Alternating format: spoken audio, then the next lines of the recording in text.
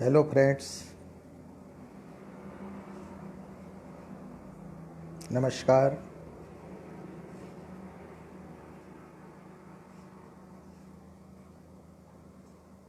मैं professor Shobha Lal, professor of mathematics and computing,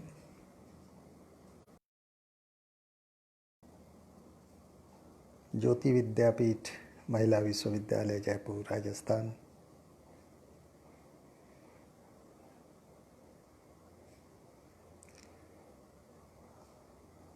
वायदे के अनुसार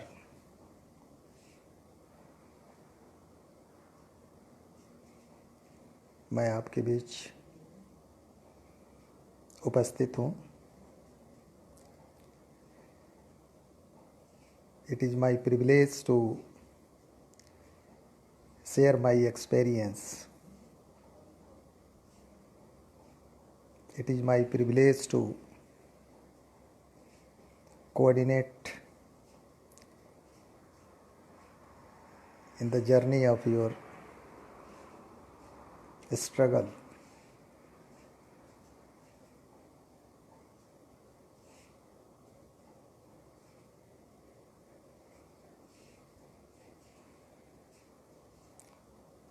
आज मैं आपसे बात करूंगा। My mode of discussion will be bilingual and the convergent of the discussion is to discuss about UGC CSIR NET।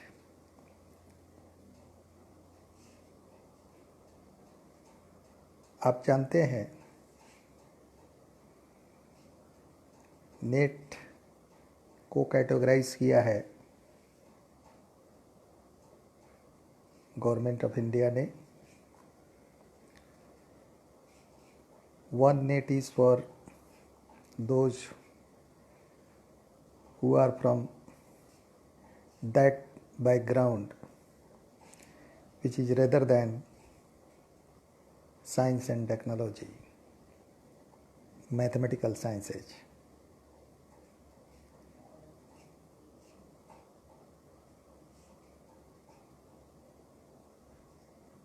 In CSIR net,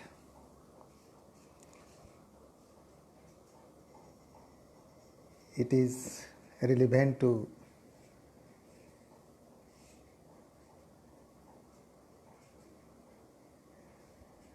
discuss the name of the subjects which are taken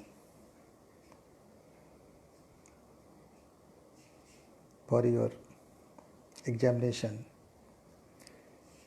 और उसमें आपको पता ही है, आप net की तैयारी कर रहे हैं, कि chemical sciences, life science, earth science,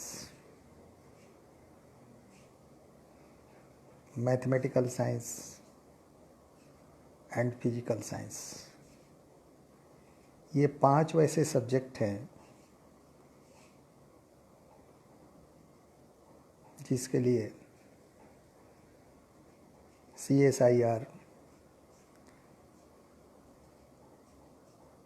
साल में 2 बार, जून और दिसंबर में एग्ज़ाम कंडक्ट करती है। And those who are postgraduate in either of these subject and want to be assistant professor in any university or want to be posted as assistant professor in any college,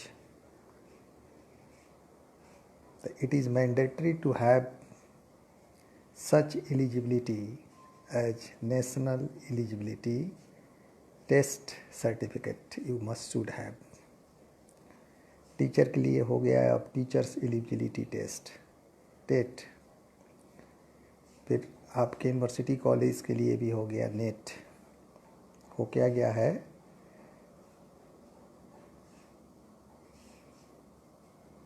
अब आप कह सकते हैं कि आज के डिस्कशन में हम किस मुद्दे पर बात करना चाहते हैं, लाइव आने का पर्पस क्या है। पर्पस यह है कि हमारे कुछ स्टूडेंट्स बार बार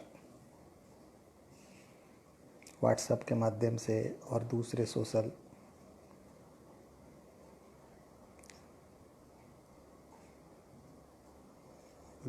कम्युनिकेशन के माध्यम से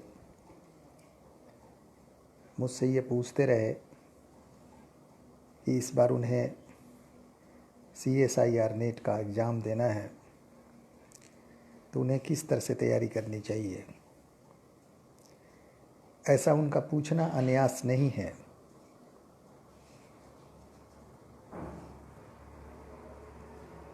उनको शायद ये पता है कि CSIR नेट के लिए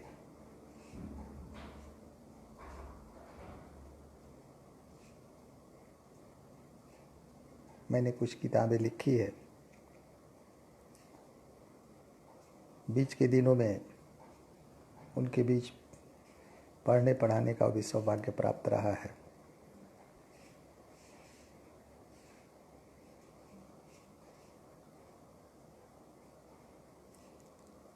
Then the basic funda is that कि how to tackle CSIR। First हम इस पर डिस्कस करेंगे। Whatever may be the subjects out of this 5 subjects,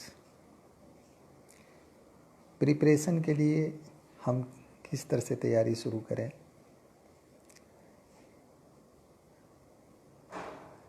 अगर आपने एग्ज़ाम दिया है CSIR नेट का तो अब आपको पहले से पता है कि सारे दीज ऑल 5 सब्जेक्ट्स के जो क्वेश्चन पेपर्स होते हैं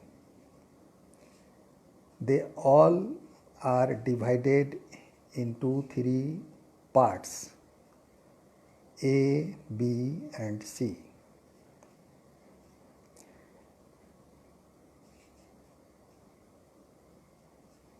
It is evident facts कि एग्जामिनेशन 3 घंटे की होगी, ऑनलाइन होगी, all questions will be objective and this information is available on the net. You can access from there easily.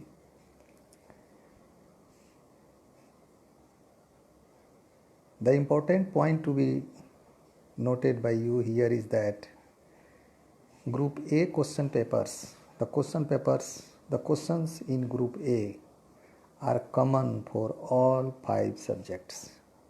आप मैथमेटिकल साइंसेस से एग्ज़ाम के CSIR दे रहे हों, लाइफ साइंसेस से दे रहे हों, अर्थ साइंस से दे रहे हों, केमिकल साइंस से दे रहे हों, whatever may be the your science subject,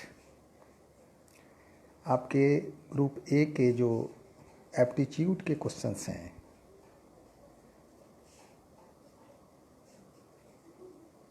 हालांकि 20 मार्क्स के ये क्वेश्चंस से आप एक चीज़ में सिमिलरिटी फाइंड कर सकते हैं। 2014 के बाद से जैसे UPSC ने, यूनियन पब्लिक सर्विस कमीशन ने प्रीलिमिनरी के कंसेप्ट में चेंज किया and there came a new concept that is CSAT, CSAT, Civil Services Aptitude Test।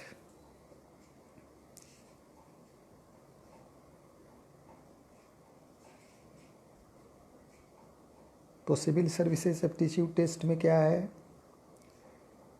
पहले जैसे कोई आदमी history, Sanskrit, Hindi, psychology, sociology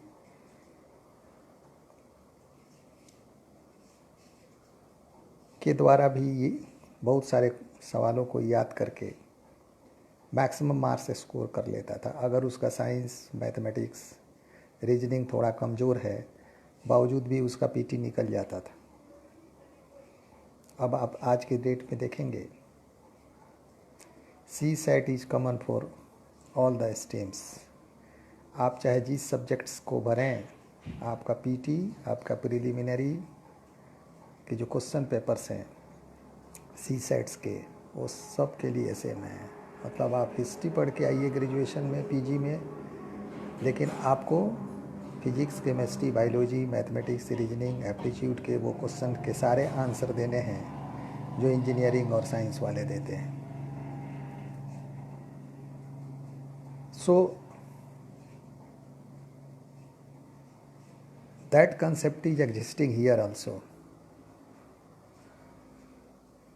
आपका जो ग्रुप ए है, चाहे आप लाइफ साइंसेस से हैं या मैथमेटिकल साइंस से हैं या फिजिकल साइंस से हैं या अर्थ साइंस से हैं, सब के एप्टीट्यूड के जो क्वेश्चन पेपर्स क्वेश्चंस हैं, they all are same for all the subjects.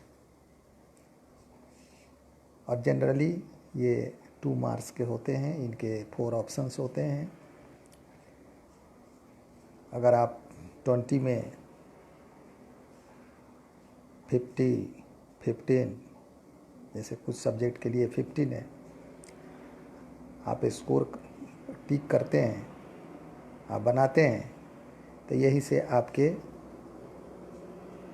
Success होने की ये स्टोरी शुरू होती है। Group B and group C that check the depth of your knowledge in your subject. आपने जिस सब्जेक्ट के लिए, अपने मैथमेटिक्स के लिए या बॉटनी के लिए या जो भी आपका सब्जेक्ट है जिसके लिए आपने टिक लगाया है, बॉटनी मीन्स लाइफ साइंस, तो अब इसमें बी और सी,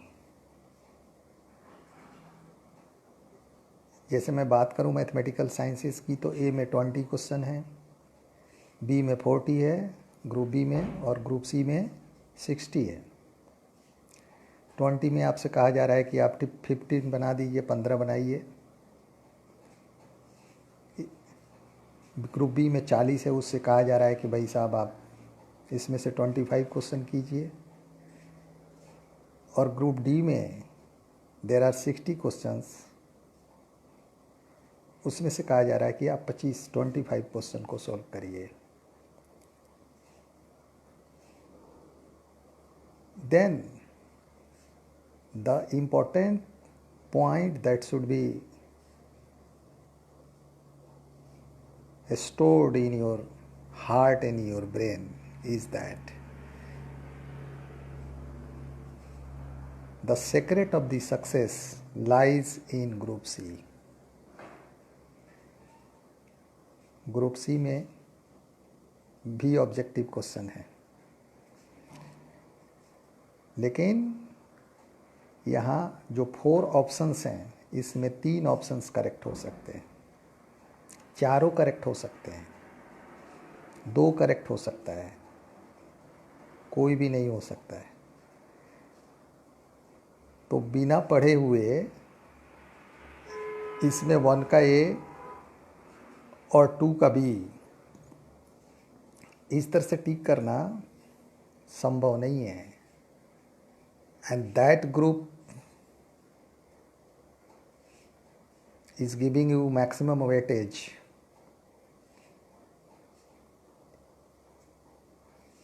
हाँ, one thing that is important to note here that आपके CSIR में निगेटिव मार्किंग का प्रोविज़न है, जिसमें 25% मार्क्स का डिडक्शन है। यानी 4 क्वेश्चन में अगर आपने 4 क्वेश्चन गलत कर दिया तो आपके 1 क्वेश्चन के मार्क्स डिडक्ट हो जाएंगे।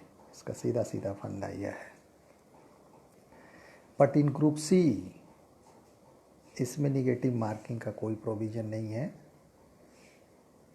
आप खुल करके अटेस्ट ट्राई करिए, बट ये ध्यान रखिए, if you want to qualify in CSIR net,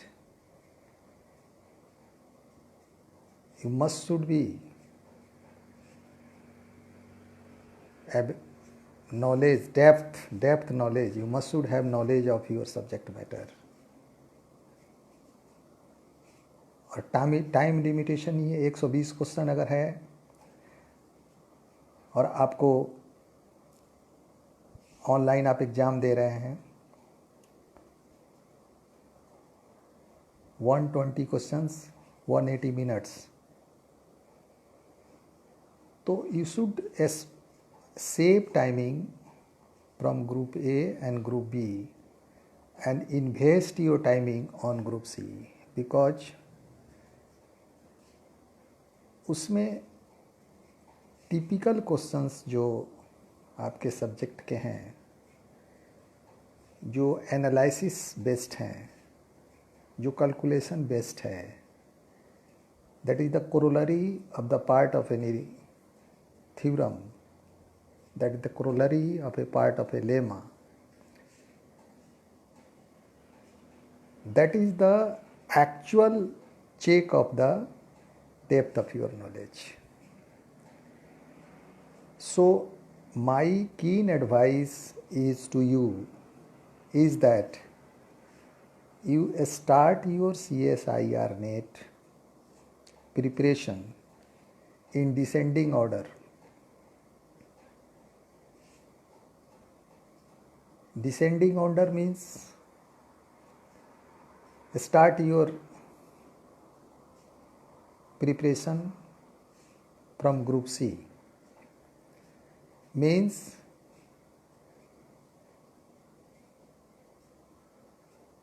you chalk out a program and जैसे कि सारे कॉम्पिटिटिव एग्जामिनेशन में होता है, you have to check your strength and your weakness. जब आप बैठ कर के कैलकुलेशन करेंगे, 5 साल 10 साल 2 साल के क्वेश्चन को बनाना शुरू करेंगे, तो आप पाएंगे कि ग्रुप सी में आपको प्रॉब्लम हो रहा है। एज ए टीचर हमने जो महसूस किया है, हमारे विश्वविद्यालय ज्योति विद्यापीठ में भी बच्चियाँ जो पोस्ट ग्रेजुएशन में हैं, physics chemistry mathematics botany zoology इस सब्जेक्ट में जो नेट की तैयारी करते हैं, हमारा उनसे डिस्कशन होते रहता है। हम उनको गाइड करते हैं, हम उनके क्वेश्चंस को देखते हैं, उनके क्वेरी को देखते हैं और उनके प्रॉब्लम को समझते हैं, और सामने वाले आने वाली परेशानियों से भी हम रूबरू होते हैं। तो हम वी फाइंड कि आपको अपना स्ट्रेंथ और अपना वीकनेस जब पता चल जाएगा, तो जब आप जिस जनरली होता क्या है, मैं भी स्टूडेंट रहा हूँ, जो पोर्शन मुझे बहुत अच्छे ढंग से आता है मेरा मन उसमें ज़्यादा लगता था, उसी को मैं बार बार पढ़ना चाहता हूँ। जो पोर्शन थोड़ा लेंदी है, जिसमें मुझे ज़्यादा मेहनत करने की ज़रूरत है, उसमें मन नहीं लगता है। Then you have to reverse your this attitude here. It is why I told you कि you have to start your preparation from the top to bottom.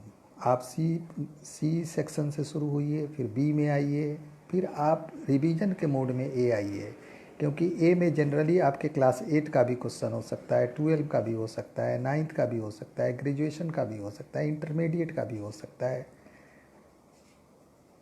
That is surrounding based questions भी हो सकता है। That is a questions that test your aptitude.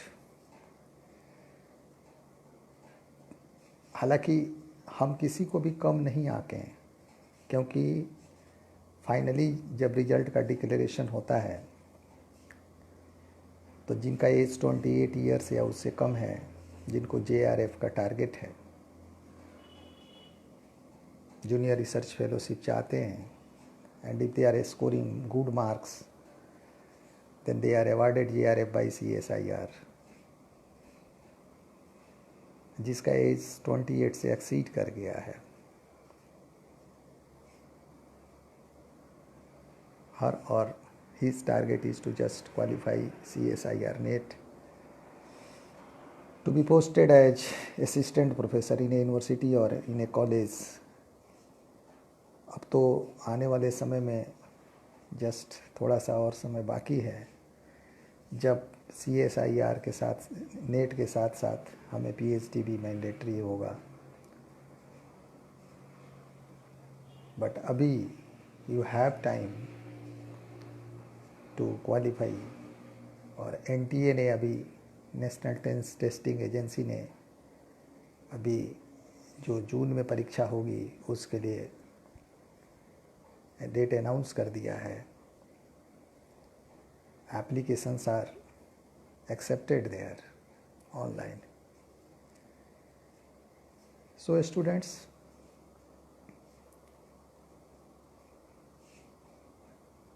मेरे मन में एक बात है जो आपके साथ शेयर करने की योजना है, इच्छा है। वो ये है कि आप कोई भी कॉम्पिटिटिव एग्जामिनेशन दीजिए, खास करके जो 1 डे कॉम्पिटिटिव एग्जामिनेशन है, 1 फेज कॉम्पिटिटिव एग्जामिनेशन है। मैंने अभी थोड़ा देर पहले डिस्कस किया UPSC, इसमें 2 फेज एग्ज़ाम हैं। बल्कि यूँ कहे कि रिटेन 2 के बाद आपके पर्सनल इंटरव्यू हैं और भी है। तो ये सब इंटरव्यू तो असिस्टेंट प्रोफेसर के केस में भी है। After qualifying NET, it is not possible to be appointed direct in any university or in any college. There is also a process. But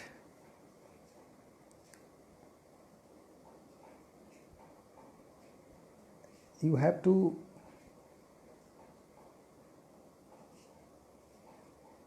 keep 3P in your mind. 3P. First P is what? चाहे आपका subject 5 subject में से कोई भी हो, आप CSIR NET की तैयारी करते हैं, तो आप इसको बच्चों का खेल ना समझें, क्योंकि तुमसे भी ज़्यादा मेहनत उसका जो तुमसे है आगे। तुम आराम से सो जाते हो, वो रातों को जागे। आप जब आराम कर रहे होते हैं और कोई पढ़ रहा होता है, उसकी स्कोरिंग उसी समय आपसे अधिक हो गई होती है। तो ये आपको ध्यान रखना होगा। Never try to be over confident. ये सारे के सारे क्वेश्चन रिसर्च बेस्ड होते हैं, जो आपके सब्जेक्ट के पूरे डेप्थ को चेक करते हैं। इसका कोई स्पेसिफिक ट्रेंड नहीं है। And the cutoff depends on the number of participants as usual happened in other competitive examination. तो फ्रेंड्स, मैंने कहा कि आपको जो 3P आपके माइंड में रखना है, वो फर्स्ट P क्या है? First P is the patience. आपके पास पैसेंस होना चाहिए, धैर्य। आप एक क्वेश्चन को बनाना शुरू किया, आज बनाया, नहीं बन पाया, कोई इंजीनियरिंग का प्रॉब्लम है, कोई मैथमेटिक्स का प्रॉब्लम है, कल फिर बनाइए, नेक्स्ट आफ्टर टुमारो फिर बनाइए। Don't lose your patience. The first condition is first P को लूज नहीं करना है। And the second P is Perseverance.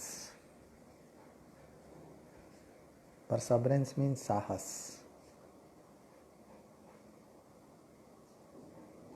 साहस, पीछे से जब तालियां बजती है तो एक कमज़ोर धावक भी अपनी स्पीड को, अपनी गति को बढ़ा देता है और दौड़ने लगता है। हम बोलते हैं उसमें साहस आ गया, आपने साहस भर दिया, आपकी ताली ने उसको साहस भर दी। तो आप वैसे लोगों के साथ न रहें जो हमेशा निगेटिव सोचते हैं, निगेटिव बोलते हैं, यार ये तो CSIR NET बहुत टफ है, ये तो निकल नहीं सकता है, उसने 2 बार दिया तो नहीं निकला, इसने 4 बार दिया तो नहीं निकला, ऐसा भी क्या है, यही होगा तो क्या होगा। Please keep your self away from such type of elements. If you want to be successful, if you want to qualify in the CSIR NET or in any competitive examination of national level, negativity अपने अंदर में नहीं आने दीजिए. Second P means perseverance, and third P, that is practice. This is one of the most important tool for your career. आप चाहे जिस भी सब्जेक्ट से CSIR की ये साइंस के, इंजीनियरिंग के ये जो 5 जो सब्जेक्ट हैं, आप इसमें से किसी के भी हैं, तो whenever you start study, don't forget to have some papers in your hand and pen, more than one pen in your surrounding. अगर आप किसी चीज़ को 50 बार पढ़ते हैं, it's my personal experience as a teacher और had been my experience as a student also, किसी चीज़ को 50 टाइम पढ़ने से ज़्यादा अच्छा है उस चीज़ को 1 टाइम राइटिंग. तो मैं बार बार ये क्लास में भी बोलता हूँ कि 1 time writing is equal to 10 time reading. किसी चीज़ को एक बार लिख लिख के पढ़ना 10 बार केवल पढ़ने के बराबर होता है. तो आप एक मॉड्यूल बनाएं कि आपको पढ़ना कैसे है.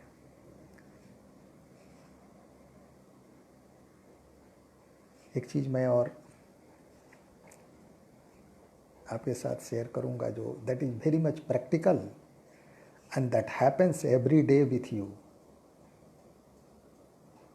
आदमी के मस्तिष्क और उसके दिल, ये दोनों में जो आवेग चलता है, जो वाइब्रेशन होता है, इसकी जो फ्रीक्वेंसी है, ये दोनों एक दूसरे के इन्वर्सली प्रोपोर्शनल होती है, व्युत्क्रमानुपाती होती है. I am not a doctor of, you can say allopathy और होम्योपैथ और Ayurveda. I am not a doctor.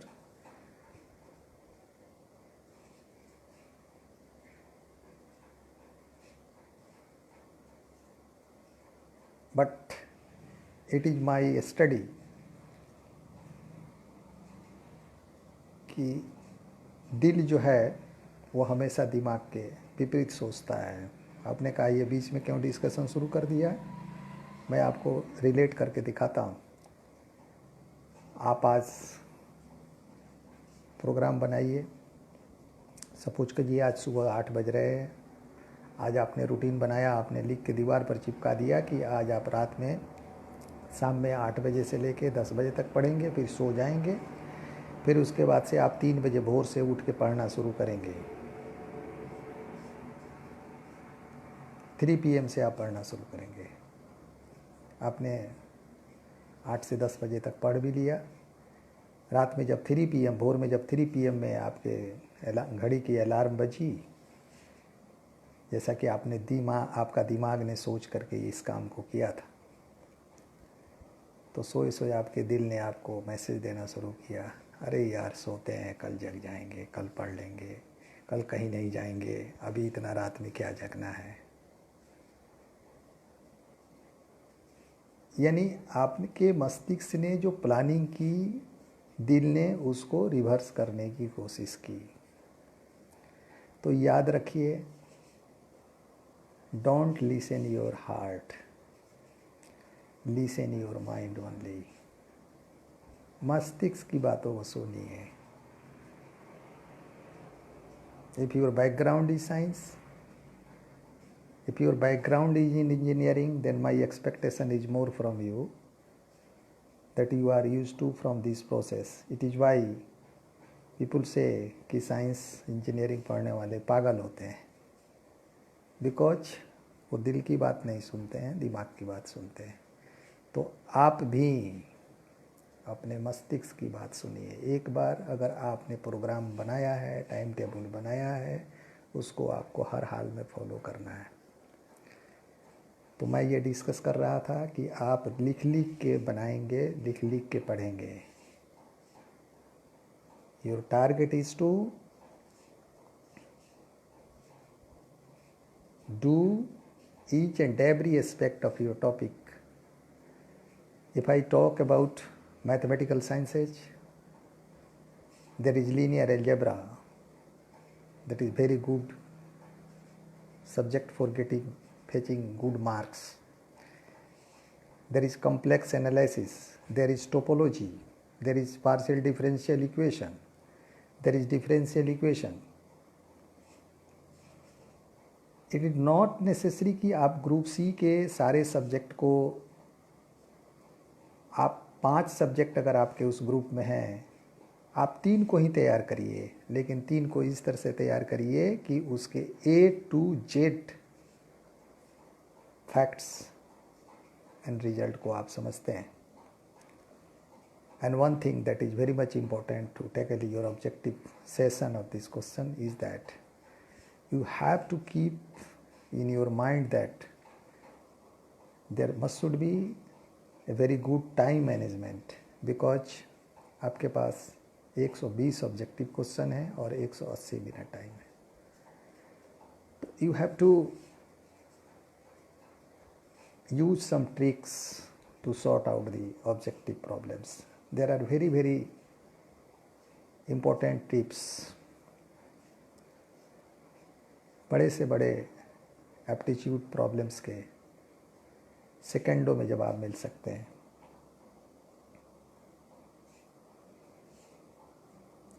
Assertions and regions के जो क्वेश्चंस हैं, जो लॉजिकल क्वेश्चंस हैं, उसके लिए भी आप ट्रिक्स का यूज कर सकते हैं.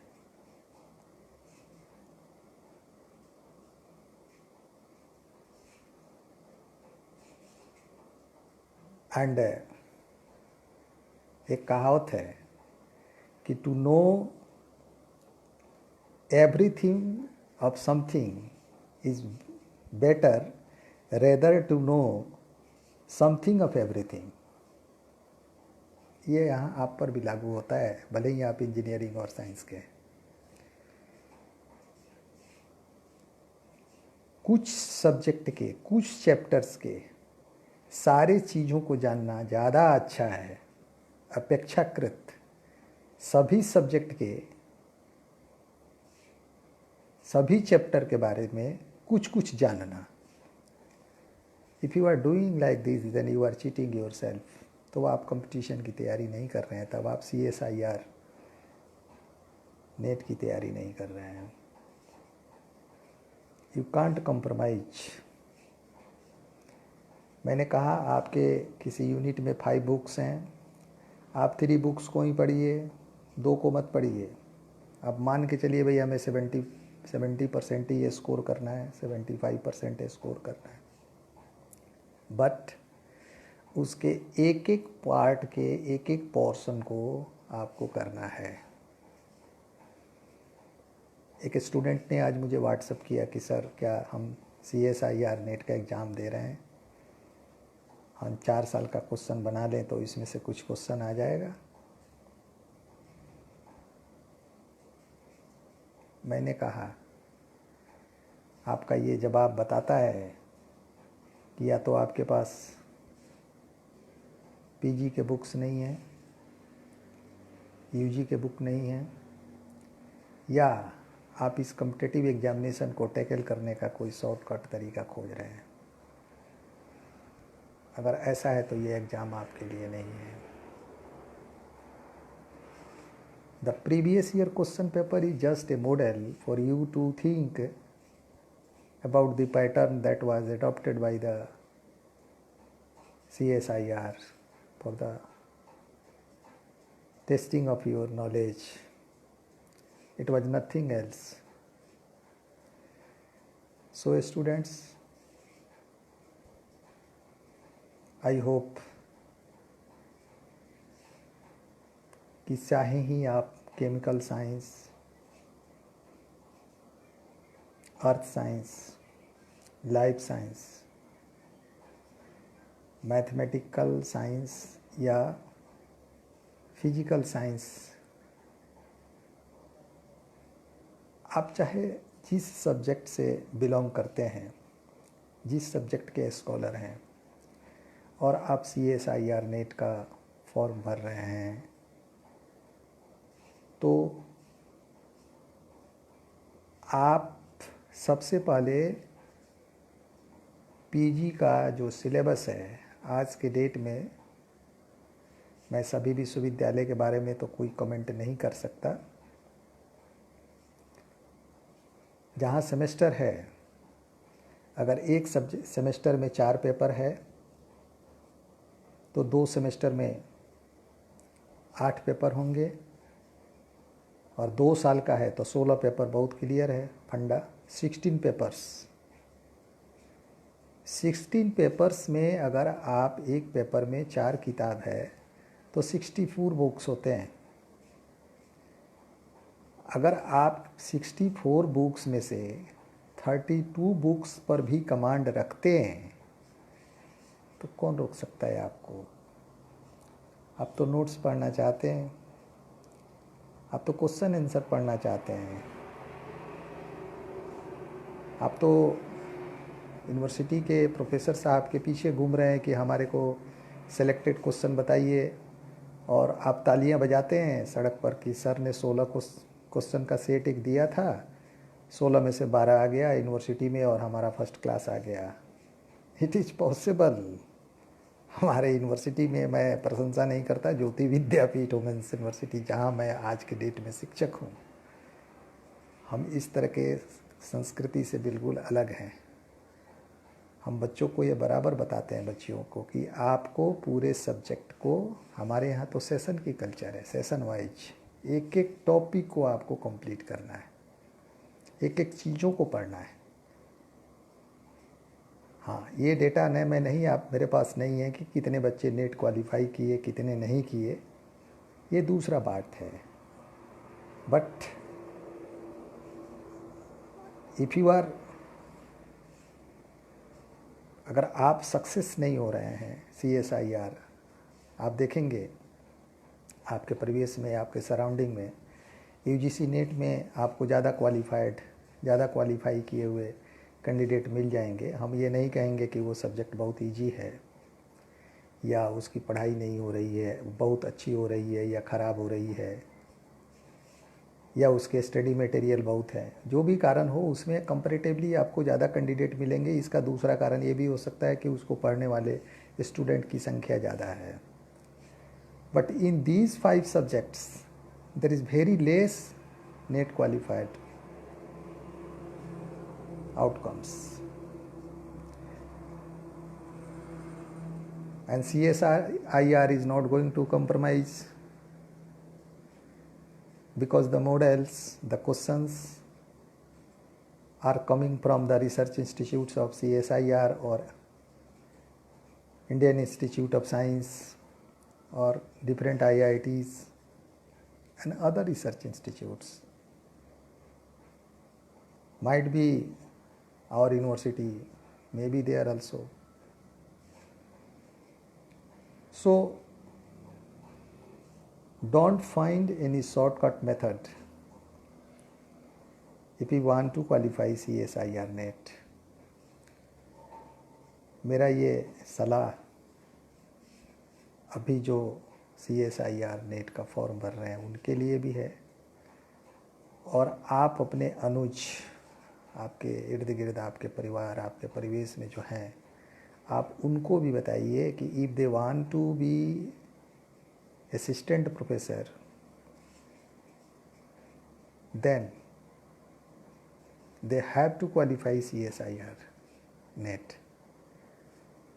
This is different thing that they have to complete PhD. अब 2009 रेगुलेशन से PhD किया है तो नेट से एग्जेम्प्टेड है, that is another thing. But there are some universities जहाँ ये कहा जा सकता है कि नो, हम तो 2009 आपका रेगुलेशन से है, उसके बाद भी मुझे नेट चाहिए। फॉर एग्जांपल किसी सेंट्रल यूनिवर्सिटी की बात आप कर सकते हैं।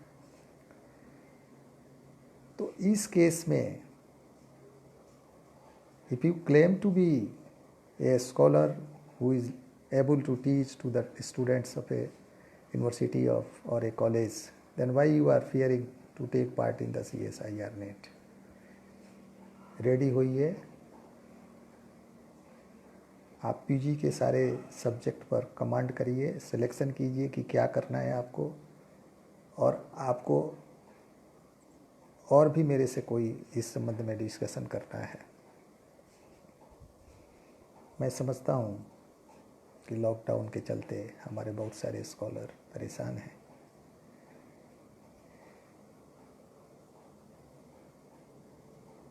तो हमारी यूनिवर्सिटी का इनिशिएटिव है 2.0 डिजिटल प्लेटफॉर्म डेवलप किया है, जिसमें श्रीमान विश्वविद्यालय के सलाहकार महोदय ने देश के सारे गवर्नमेंट को ये लिख करके दिया है कि अगर किसी स्टूडेंट को कोई परेशानी है तो डिजिटली हमारी यूनिवर्सिटी उसको ऑनलाइन फैसिलिटी एजुकेशन मुहैया कराएगी। Inspired by that very fact, we teachers are also trying to contribute something to all the Indian citizens, irrespective of a state, irrespective of territory, irrespective of periphery of the university. So friends, I hope आज बस इतना ही। फिर हम मिलते हैं आपसे प्रत्येक बुधवार को। मैं 8 बजे से 8:40 तक एक सेशन के साथ उपस्थित होऊंगा। तब तक के लिए नमस्कार, धन्यवाद, थैंक यू।